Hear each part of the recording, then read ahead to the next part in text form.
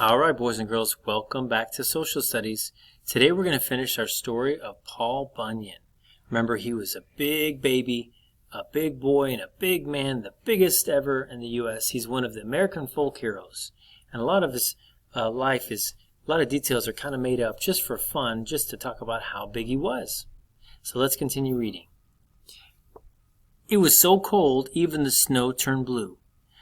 But the snow and the cold didn't bother Paul Bunyan. Why not? Because when Paul Bunyan walked, the snowbanks were so afraid of getting stepped on, they moved clear out of his way. So Paul Bunyan was walking out in the woods during the winter of the blue snow.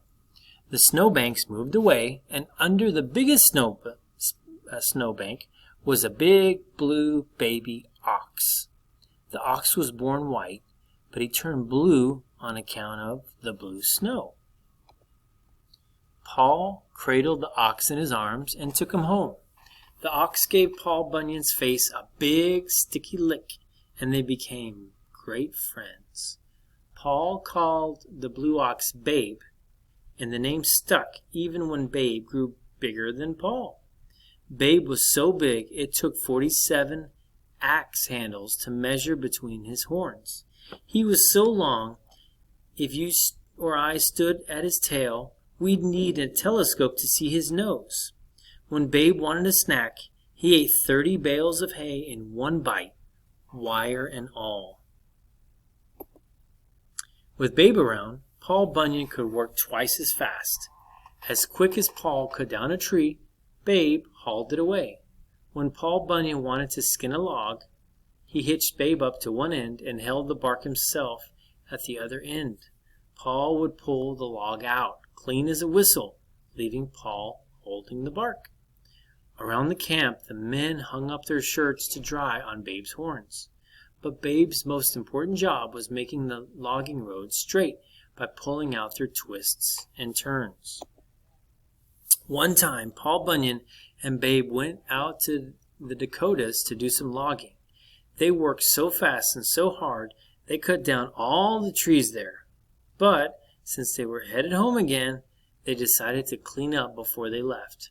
Paul Bunyan pounded all the tree stumps down into the ground, and that's why to this day there are so few trees in the Dakotas. After a while, Babe got sick of hauling logs all the way down to the Gulf of Mexico. So Paul Bunyan decided there should be a canal running all the way from Minnesota to Louisiana. He dug the mighty canal. When the dirt went over his left shoulder, it made the Rocky Mountains. And when the dirt went over his right shoulder, it made the Appalachian Mountains. Babe kicked over his water bucket to fill the canal. And today logs can float from north to south on the Mississippi River. After many years of logging together, Paul and Babe's work was done. So they packed up and moved north to Alaska. Listen carefully, and you can probably still hear Paul yelling, "Timber!" All right, boys and girls, that is our story of Paul Bunyan. A lot of that story, I can tell, is not true, but it's fun to think about. That he made mountains just by throwing dirt over his big shoulder.